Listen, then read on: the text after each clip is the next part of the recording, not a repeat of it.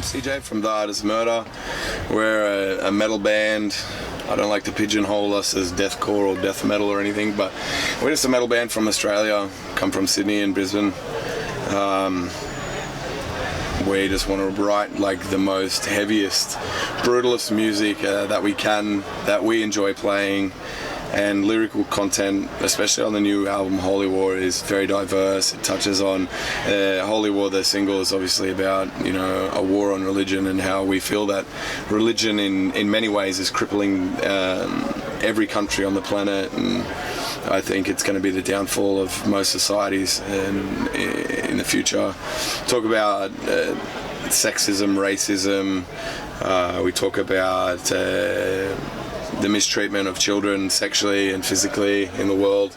That ties into also people's religious beliefs, also their culture, and there's the way that people can do sexually mistreat children but get away with it because it's a cultural thing, and I completely disagree. I respect people's cultures and religions, that's fine, but I don't see how the sexual mistreatment of children can be a cultural thing, and it's not even a bad thing. It's just, oh, that's their culture. You can't say that's bad because that's how they are. That's just fucking wrong.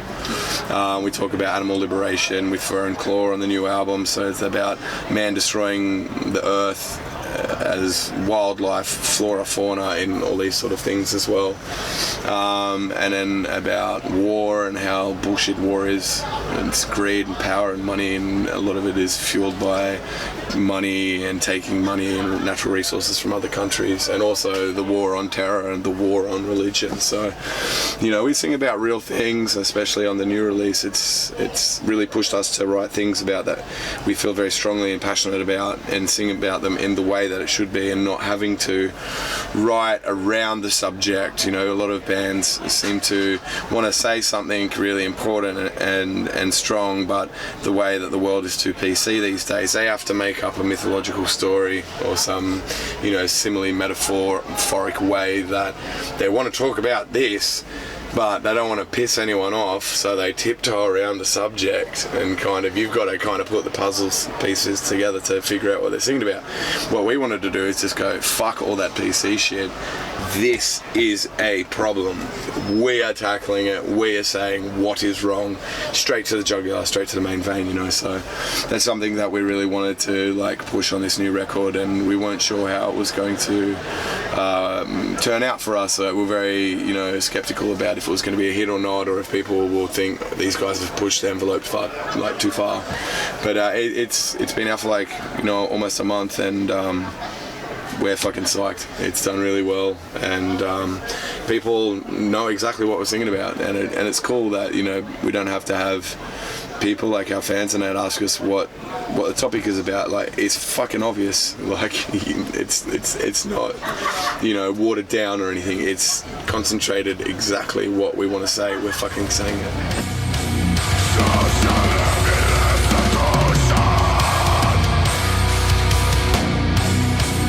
Not yet. We did anticipate, you know, certain groups of people that may find out what we're doing and then view it in the wrong way.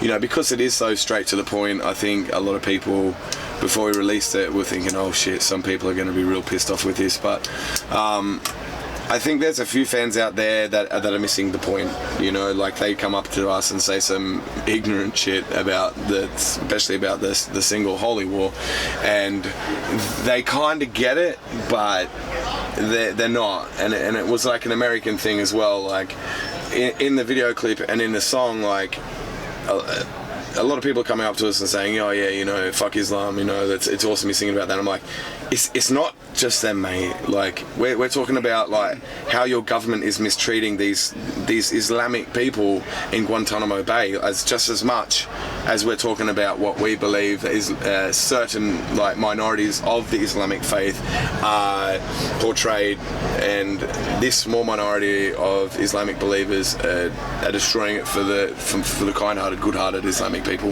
I have Jewish, Islamic, Christian, Catholic, good friends and family of mine. So it's not the person. It's like the higher power. It's a lot of these religions and these people in war-torn countries are miseducated. So that's another big thing we're talking about is education, because a lot of these other places, especially in war-torn Middle East and Islamic faith countries, these people don't know any better. They're hearing the word of their so-called God Allah through a man that is biased towards the Western world, especially America. So these people grow up being educated by a guy that is just pissed off at the rest of the world, and he himself is miseducated, going off a book that was written from a man thousands of years ago who went mad hearing these voices in a cave from Allah. So, you know, like we are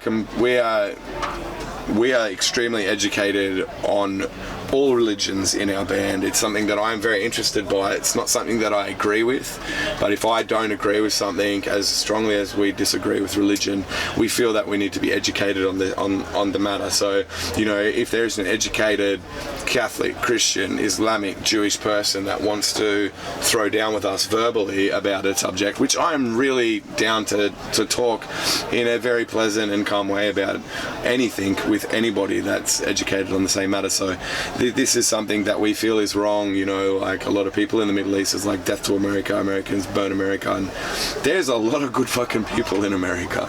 There's a few bad ones, and I don't like America. I love Americans. I love them. Our fans there are so loyal and strong to us. It's incredible. But the way that America is run by its political leaders, it's fucked. And the people aren't stupid. They know this as well. So you can't completely disregard a race or a country of people based on a few people that are fucking it up for them. It's the same, you know, one hand washes the other, the pot calls the kettle black. It's the same thing. So that's what we're talking about, and that's why we wanted to have a lot of visual stimuli in the video clip for Holy War, not just like religious, but also what other people, other countries are doing to these religious people, you know. So, you know, we're talking about what Islam is doing wrong with a certain minority of them, and then we're talking about what the American government and other governments around are doing wrong to the Islamic people. So we're trying to talk about it from both sides. Do you know what I mean? So I don't agree with what the minority in ISIS are doing, but I also don't agree with what the American government and justice system is doing to those people.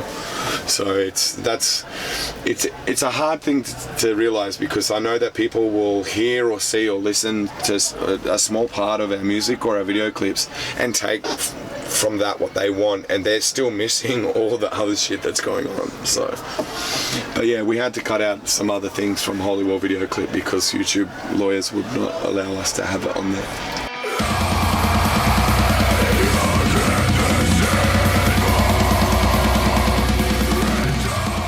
It was a deliberate move from our part. Like, we're easygoing, pretty casual dudes, but at the same time, we're extremely intelligent when we want to be. We knew it would be controversial. I still don't see the point of why it is controversial. We used a blonde-haired Anglo-Saxon Caucasian 8-year-old boy who's a friend of, or is the son of a good friend of the band's from back in Brisbane, and we deliberately did that because it's not just Islamic suicide bombers in the world. There's a lot of child suicide bombers in South Africa, both black, both white, that are suicide bombers for political reasons and not even religious reasons. And, you know, we wanted, you know, the whole veil being white purity as a child also ties into Catholicism. So I really don't understand why it pissed that many people off. it's a real thing. This thing happens every day around the world, and everybody fucking knows it. So I don't understand why these like Best Buy and all the CD distributors and the stores that sell our CDs would not stock them because of that.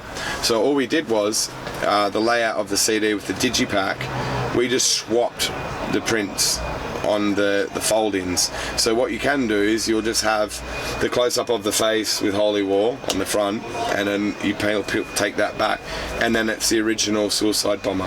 So all you have to do is take it out of the plastic, take this up, put that down, and put that over top. There's your original CD. On the news and in the papers in Australia, like, people were calling us fucking racist. I'm like, how are we racist? It's a white, blonde-haired, blue-eyed kid, and religion is not a race. It's a faith that anybody can choose. I'm sure English white boys and Australian white boys, which has happened, have left our countries to go to the Middle East and become suicide bombers and fight for ISIS. So it doesn't matter where you're born or what your ethnic background is, you choose your religion. Some people, they unfortunately they have their religion and their faith chosen for them. But these days, it doesn't matter where you come from. You can be whatever you want to be, you know. So, all that shit that went down in London, those guys that stabbed that guy to death, like, they were born here. They were born in England. They've never fucking been to the Middle East, and they only converted to Islam like within a few short years before this murder went down. And these are English boys, born and bred. So, that's like a thing. Like, that's, again, it's a miseducation thing. People are calling us racist. We have songs about anti-racism. Like, it just doesn't make sense for us. And like, we're having like an interview battle via emails with these Australian journalists that are getting paid 200-300 grand a year to write news stories, and their facts are completely fucking wrong, and their view on this whole thing is wrong, and they're trying to make us out to be the bad guys, and they're the uneducated, foolish, stupid guys in the whole thing. So our guitarist just ripped them a new asshole in their interview. I've read the newspaper article. I don't even know why they pressed it, because it just makes them look like fucking idiots. And it's only worked to our favour, really. Like, we got number 6 on the pop charts in Australia, and we're a death metal band singing about some fucking serious shit, and it's mind-blowing. Like, we're going to get invited to do the ARIA Charts Awards, which we're never going to go to. I fucking hate the music industry. I think it's a joke. I respect the talent and the musicians within the industry and the artists, but other than that, it's fucked.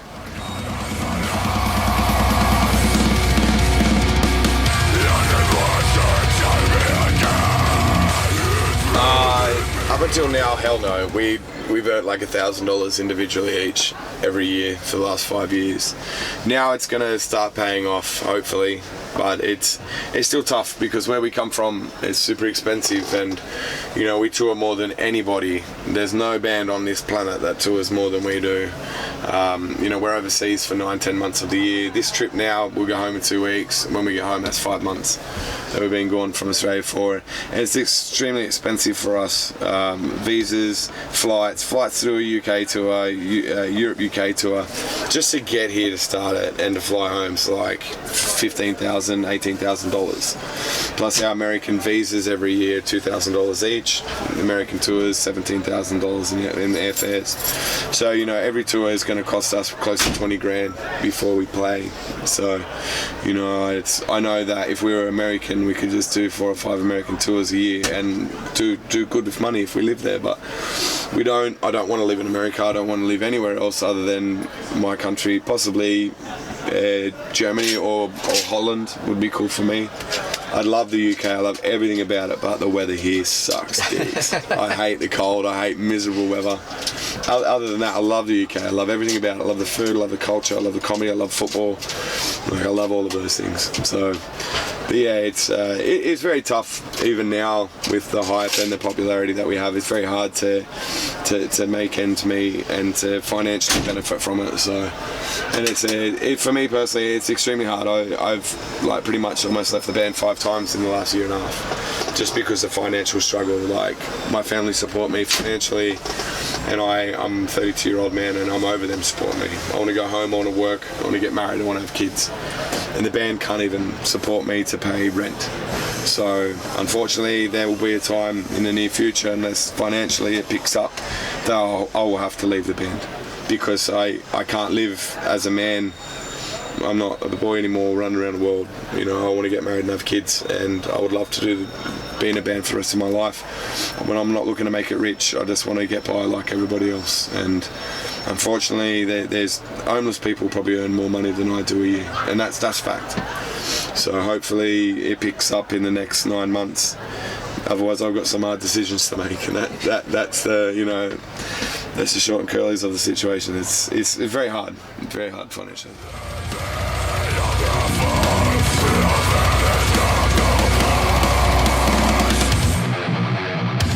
I love it, man. That's the part that I love the most, is being on stage. Being on stage and the love and support that we have from our fans around the world is fucking ridiculous. That's what keeps me here, is that feeling I get every time I walk on stage. Is like, there's no better feeling. There's no drug that can compare to that. And like even now, all these dudes are just looking through the window, and there's been people sitting here for 6 hours. They're not even waiting for tickets. They have tickets. I'm like, what are you doing here? Like, I've been sitting here for 3 hours. I've still got another 4 hours before doors. I'm like, why? Why? I want to meet you. I'm like, I'm just a dude.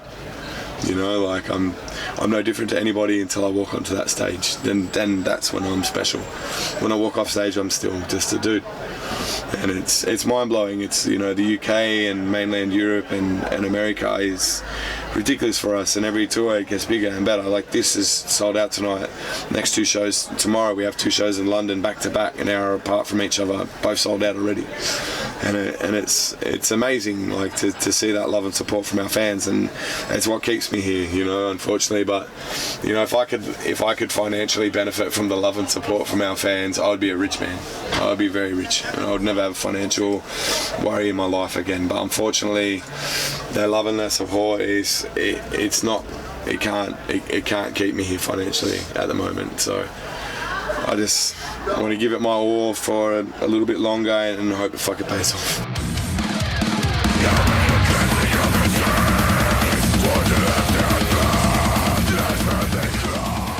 Sydney to Brisbane, it's 12 hours. Sydney to Melbourne, it's like 9. Melbourne to Adelaide, it's like 8, 9. And you don't drive to Perth, you have to fly. But now, like, with our Aussie tours, we just fly everywhere. So the longest flight is Sydney to Perth, which is like 5 hours. So when we do our headline tour after the Parkway tour in Australia, we'll go Perth, Adelaide, Melbourne, Sydney, Brisbane. But our headline tour will be 5 days. And that's it, and we just fly everywhere. It'll wreck us, because you got to get the red-eye flights at super early in the morning, then you go straight to the venue and you load in, and sleep is going to be hard to find. But yeah, Australian tours like are quite easy. We have a truck, and our crew drive the truck with all of our gear between the cities, so those guys have a shit time driving. But we'll just go to a hotel, sleep for a few hours, wake up and go straight to the airport and fly. You know, so, but we've done countless tours in Australia, like 12, 14 tours driving in a van, and it sucks. And, you know, the drives are shorter because you're playing rural dates in between the major cities as well, which is kind of cool. But, you know, sometimes you can play in front of 12 people, and that does get tough. But, you know, now that the band is like developed, and like we know what we're worth, like we have buses, we have crew, we have tour managers and drivers now. This is like the worst thing that we tour in these days. And like, we have beds, we have a TV, we have a fridge, we have a driver, we have crew. It's awesome, you know. So this is as bad as it's going to get from now on. And, you know, usually we're in full coaches, full buses. In America we have our own bandwagon or bus, so it's just us and our crew, and we have 800 satellite channel TV and fridges and cooking things, toilets and showers, and, you know, and it's cool. We get to sleep, we get to rest, we stay clean, and we stay fed. So, you know, the travelling side of things now is awesome. It's cool as fuck. So, you know, you can't complain about any of that. It's we love doing what we're doing, and now we're travelling a little bit better in style, and, you know, so we're happy, man.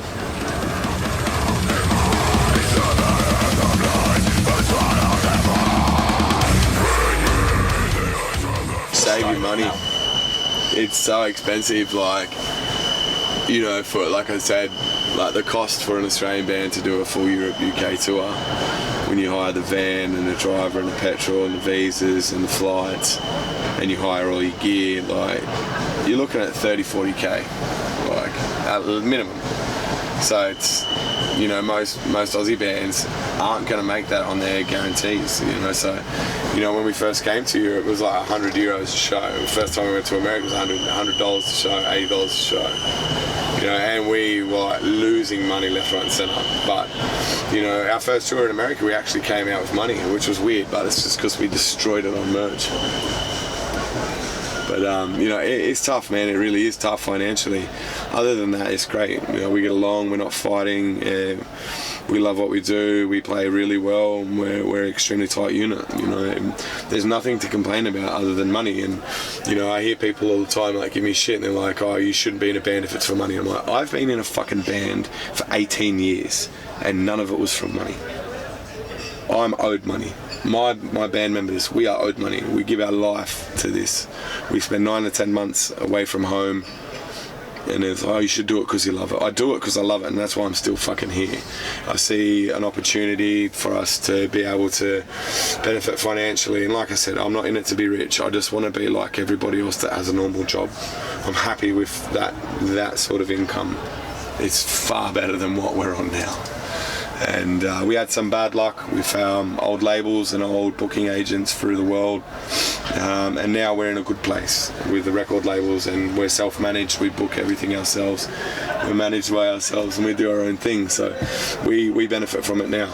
But in the last couple of years we lost a lot of money because of the people that were working for us, and that really made me very bitter about the music industry, and almost regret still staying here, you know. But, you know, the love, like I said, the love and respect from our fans, and, you know, we could just keep climbing up, we keep rising, we keep getting bigger, we keep getting better. And, you know, some days I wish like our band was on the decline and people were giving less of a fuck about us, so it would make my decision easier to leave. But unfortunately the hype is just still snowballing. We're still getting bigger, and, you know, we're selling out venues around the world, everywhere now, even in small country towns in the US and in Austria. People know who the fuck we are, and it's crazy to think, like, that the shit that we play and sing about, it's people really like us, and it's a good feeling, but it sometimes can be very confusing as to why, you know.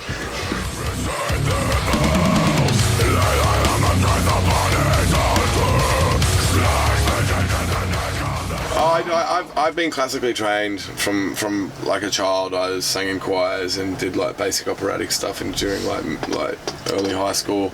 I've sang for 25 years. I've been screaming for like 18 years, growling. I went through like grunge and into punk, and found hardcore and new metal, and I went up through the ranks, you know. So, you know, I've been playing in a band for 18 years, like in garages, practicing and playing like shitty little, you know, youth centres and bars and pubs and stuff like that for so long. And it's only been the last 5 or 6 years where we've been touring non-stop and playing like huge shows and really seeing the progression of the band. So I have like warming up regimens and routines and exercises that warm my voice up, stretch my vocal cords out in a safe manner. It's like I teach people what I do as well.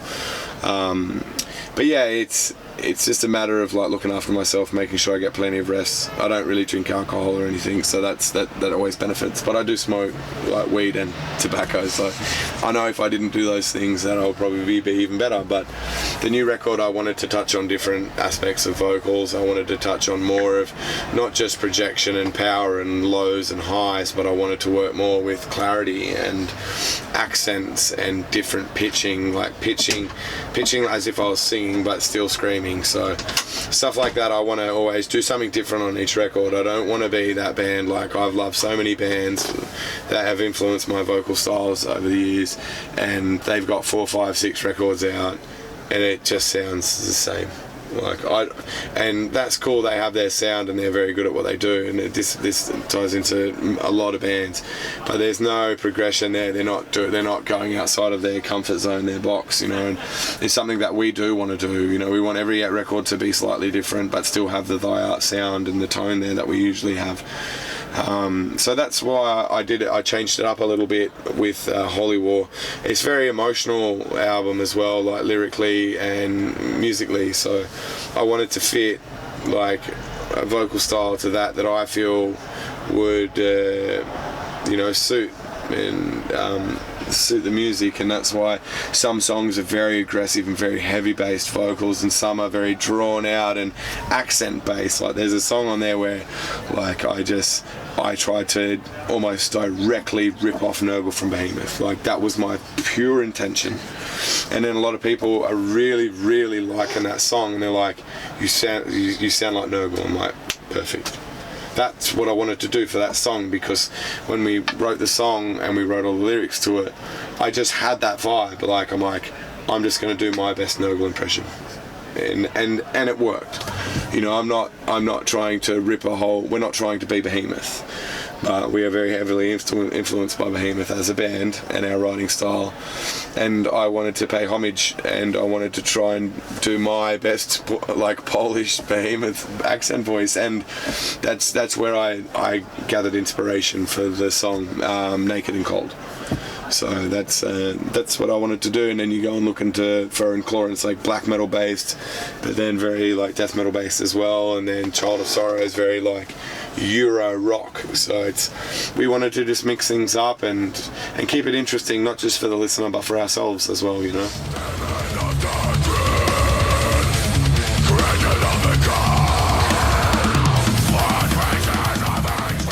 My goal is to be the biggest thing in metal. I feel that there's a lot of bands above us that don't deserve to be there. Just like with respect, I think that we have the capability, the talent, the drive, and the respect for the bands and our fans and everybody included. We will get to the top. We will be number one. I feel that we deserve it. Not because I feel that I'm owed it, but I've seen so many bands live that don't even play live. It's all on a CD and they're just fucking miming. And some of these bands are my friends' bands, and it pisses me off, and I don't want to say anything to them because they're my friends. And I believe there's a lot of bands in the scene that they've had their time in the sun, and now it's time for them to step down, and it's time for us to take over. I want to be the dude that headlines Coco. And I know that we're worth that. I know we have the support from our fans that we can do that, and we've worked our asses off. We have an amazing record that's just come out, it's fresh, it's to the point, and I know that we will be number one if we stay here long enough, but I just don't know how long it's going to take, it's I know that we can get there, and I have every ounce of faith in me that we can do it with our fans, with the support of our crew and other bands helping us push it. And I say these things because these bands tell me this. It's not even me being arrogant or pigheadish. I have some of the world's biggest bands, even like not in our style, that are obsessed with our bands, like pop bands and bands that are proper rock stars, that are proper millionaires, and they tell us all these things. And that's another reason why I'm here, is because I have idols of mine that idolise my band and give us these kind words a lot, and it's frustrating because I hear it so much from these people that I respect, and I know that that's where we're heading, and it's only a matter of time before we get there. And as long as the people that work for us are doing the right thing from now on, I think that we'll get there soon.